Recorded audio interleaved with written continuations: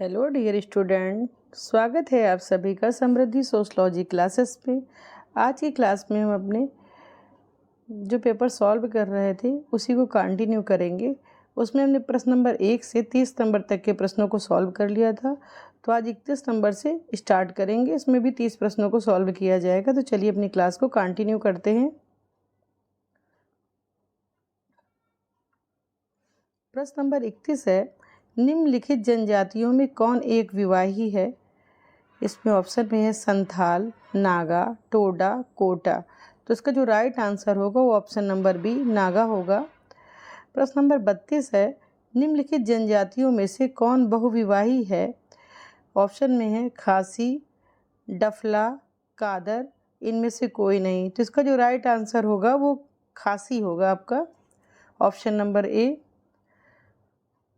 प्रश्न नंबर 33 है, निम्नलिखित जनजातियों में कौन बहुपतिक विवाह अपनाता है? ऑप्शन में खस, भोटिया, नागा, थारू।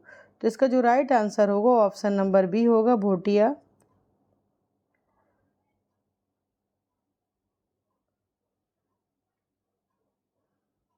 प्रश्न नंबर 34 है, भारत में परिवार एवं विवाह, marriage and family in India, जिसको इंग्लिश में बोलेंगे, ये पुस्तक किसकी है?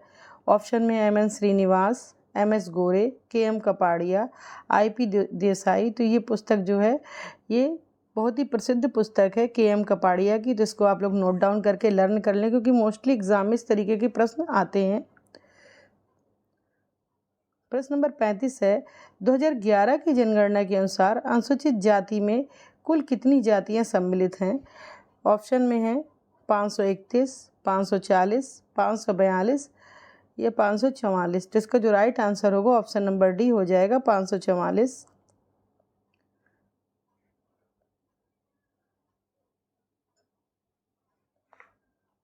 प्रश्न नंबर 36 है, 2011 की जनगणना के अनुसार भारत की जनसंख्या में मुसलमानों का प्रतिशत कितना है? ऑप्शन में 13.4%, 14.2%, 12.8% या 13.6%। तो जो इसका राइट आंसर होगा वो ऑप्शन नंबर बी हो जाएगा, 14.2% जो है 2011 की जनगणना के अनुसार भारत में मुसलमानों की जनसंख्या का प्रतिशत है। उसके बाद प्रश्न नंबर 37 है, 2011 की जनगणना के अनुसार नगरीय जनसंख्या का प्रतिशत क्या है? ऑप्शन में है 28.61%, 37.71%, 31.68%, 36.81%। तो इसका जो राइट आंसर होगा वो ऑप्शन नंबर सी हो जाएगा, 31.68%।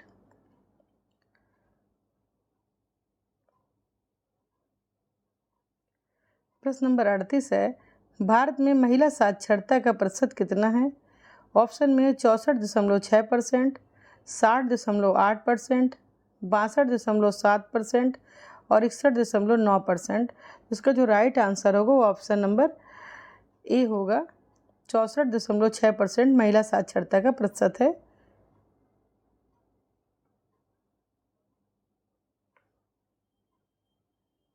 उसके बाद प्रश्न नंबर 39 में आपका 39 नंबर में है, सांस्कृतिक विलंबन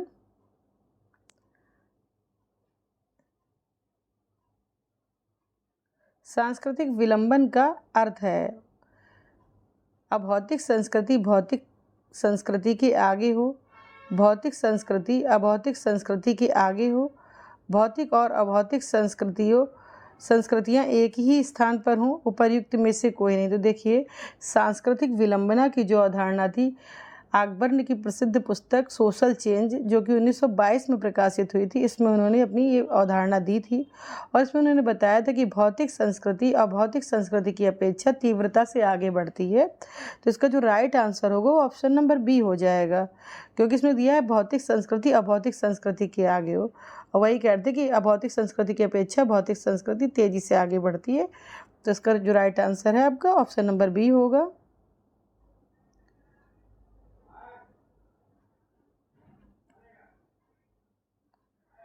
प्रश्न नंबर 40 है, भारतीय संस्कृति की सर्वाधिक महत्वपूर्ण विशेषता है? ऑप्शन में है इसकी एकता, इसकी विविधता, इसकी एकता में विविधता, इसकी विविधता में एकता। तो भारतीय संस्कृति की सर्वाधिक महत्वपूर्ण विशेषता है कि इसकी विविधता में एकता है।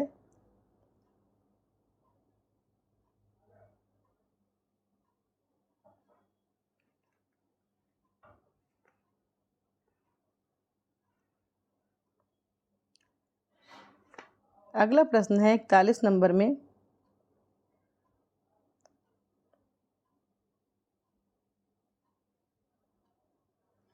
आज राष्ट्रीय एकीकरण को निम्नलिखित में से किन कारकों का खतरा है? ऑप्शन में क्षेत्रवाद, संप्रदायवाद, जातिवाद या उपर्युक्त सभी।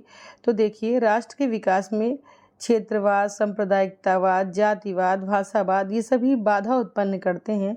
तो जो इसका राइट आंसर होगा वो ऑप्शन नंबर डी हो जाएगा। अगला प्रश्न नंबर 42 है,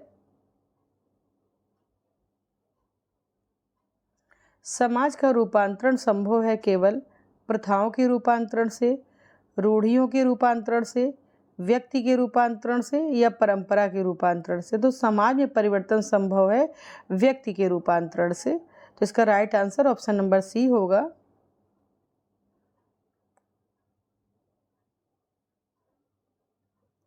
अगला प्रश्न है आपका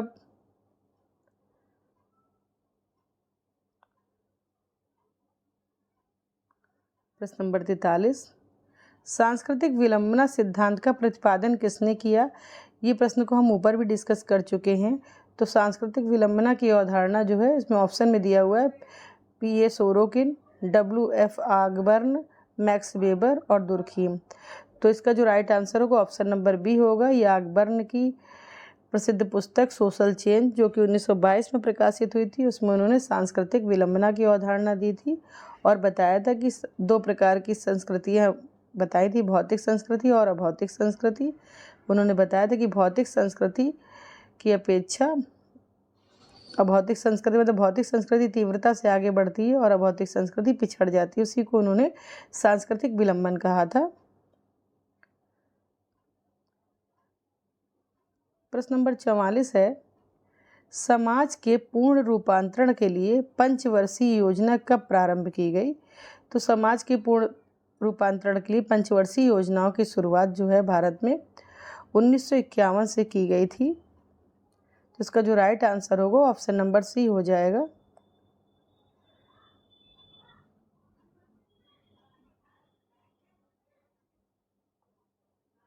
अगला प्रश्न है प्रश्न नंबर 45, भारतवर्ष गांवों का देश है, गांव के विकास के लिए कब सामुदायिक विकास कार्यक्रम प्रारंभ किया गया?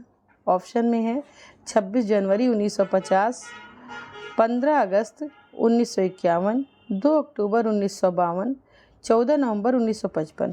तो इसका जो राइट आंसर होगा वो ऑप्शन नंबर सी हो जाएगा, 2 अक्टूबर 1952।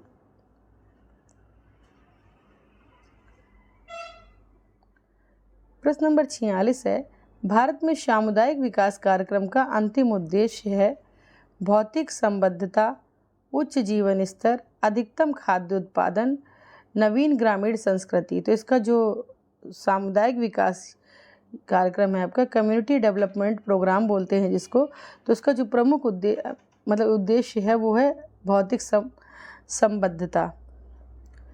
प्रश्न नंबर 47 है, भारत में हरित क्रांति के प्रारंभकर्ता कौन हैं? ऑप्शन में है W.S. God, M.S. Swaminathan, Krishna Nair और V.K.R.V. राव।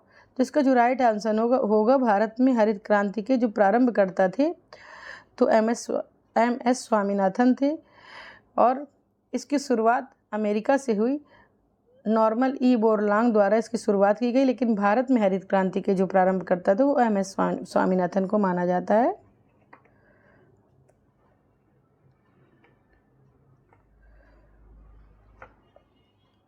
प्रश्न नंबर 48 है, सूची फर्स्ट का सूची सेकंड से मिलान करना है।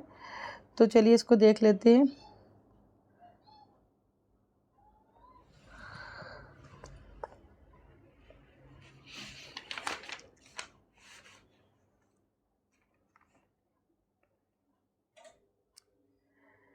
राष्ट्रीय विकास सेवा कार्यक्रम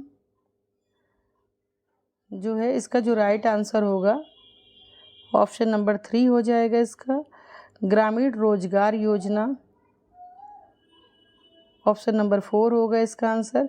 20 सूत्रीय कार्यक्रम, ऑप्शन नंबर 1 होगा इसका। और अंत्योदय कार्यक्रम, इसका ऑप्शन नंबर 2 हो जाएगा। इस तरीके से जिसका कूट है आपका वो डी नंबर का जो है वो राइट होगा।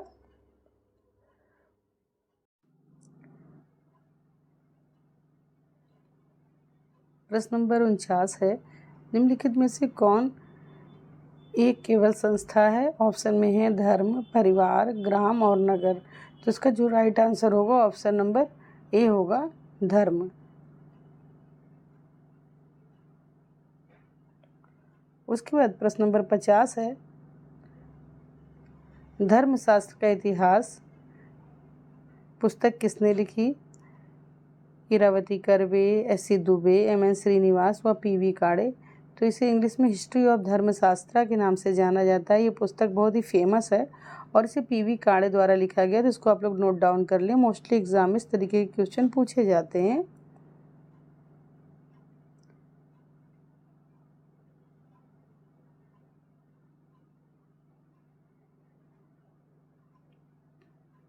प्रश्न नंबर 51 है,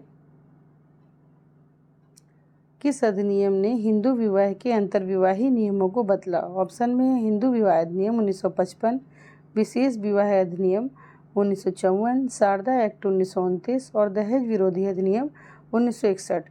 तो हिंदू विवाह के अंतर्विवाही नियमों को बदलने का कार्य जो है वो हिंदू विवाह अधिनियम 1955 के द्वारा किया गया। तो इसका जो राइट आंसर होगा ऑप्शन नंबर ए होगा।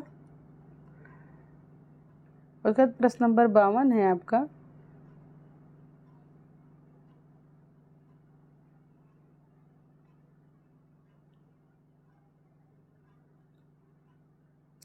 किसने कहा हिंदुओं में विवाह प्रत्येक व्यक्ति के लिए आवश्यक समझा जाता है क्योंकि सर्वप्रथम एक पुत्र का जन्म व्यक्ति को मोक्ष प्रदान करता है? ऑप्शन में है पी.एच. प्रभु, के.एम. कपाड़िया, आई.पी. देसाई और एस.सी. दुबे। तो ये जो कथन है आपका ये पी.एच. प्रभु का है। तो इसका जो राइट आंसर होगा ऑप्शन नंबर ए हो जाएगा।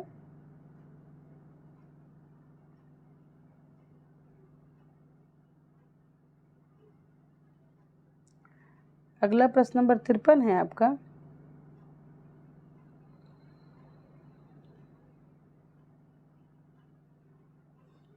किसने कहा संस्कृति उन वस्तुओं के आनंद से संबंधित है जिसको संसार सुंदर मानता है, उस ज्ञान की रुचि से संबंधित है जिसको मानवता मूल्यवान समझती है, यह उन सिद्धांतों का प्रतिपादन करती है जिसे प्रजाति ने सही मानकर स्वीकार किया है। तो ये कथन क्रोवर का है। तो ऑप्शन नंबर बी जो है इसका करेक्ट होगा। प्रश्न नंबर 54 है, होमो हायरार्किकस पुस्तक किसने लिखी है? ऑप्शन में है Louis Dumas, D Pocock, G M. Foster व जी. रिचर्ड। तो इसका जो राइट आंसर होगा ये ऑप्शन नंबर ए हो जाएगा, लुई ड्यूमा। लुई ड्यूमा की बहुत ही फेमस पुस्तक थी होमो हायरार्किकस, जिसमें उन्होंने समाज की असमानता के बारे में बताया है।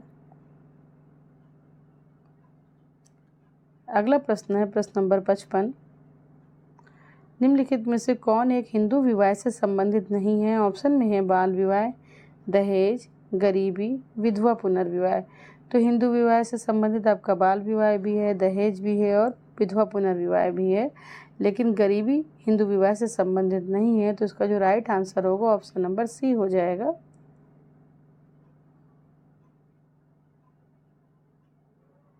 प्रश्न नंबर 56 है, किसने कहा गोत्र एक बहिर्विवाह वाला समूह है जो अंतर्विवाह करने वाली जाति के अंतर्गत एक सामान्य पूर्वज को इंगित करता है? मैकिम मैरियट, जे.एच. हट्टन, हर्बर्ट रिजले या W.H.R. रिवर्स। तो इसका जो राइट आंसर है वो ऑप्शन नंबर सी होगा, हर्बर्ट रिजले या एच रिजले जिसे कहा जाता है। अगला प्रश्न है प्रश्न नंबर 57, हिंदू विवाह अधिनियम 1955 में बहिर्विवाह का कौन सा नियम प्रतिबंधित है? सगोत्र, सप्रवर, सपिंड व ये सभी। तो देखिए हिंदू विवाह अधिनियम 1955 में जो प्रतिबंधित नियम है वो सगोत्र विवाह है, सप्रबर विवाह और सपिंड है। तीनों में विवाह करना जो है प्रतिबंधित है। तो इसका जो राइट आंसर होगा ऑप्शन नंबर डी हो जाएगा, उपरोक्त सभी वाला या ये सभी।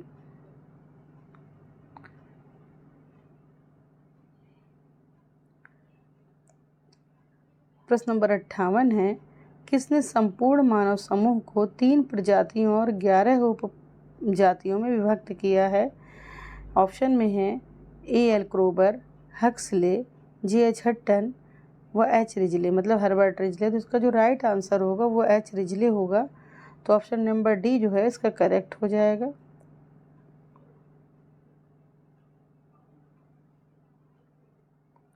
प्रश्न नंबर 59 है, पति पत्नी बच्चों के साथ यदि कुछ रिश्तेदार भी साथ साथ रहते हैं तो इसे कौन सा परिवार कहा जाएगा? ऑप्शन में है संयुक्त परिवार, एकाकी परिवार, विस्तृत परिवार, उपर्युक्त में से कोई नहीं।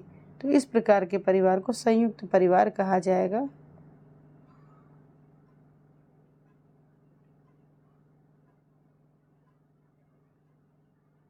प्रश्न नंबर 60 है,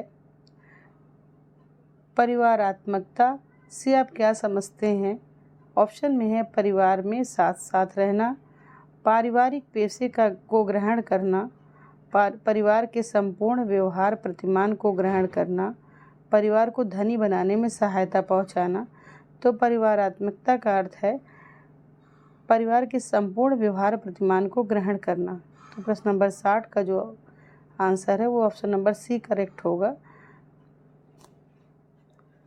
इस वीडियो के माध्यम से आपको 30 महत्वपूर्ण प्रश्नों को हल कराया गया है। ये प्रश्न जो हैं आपके समाजशास्त्र के प्रत्येक एग्जाम के दृष्टिकोण से महत्वपूर्ण हैं।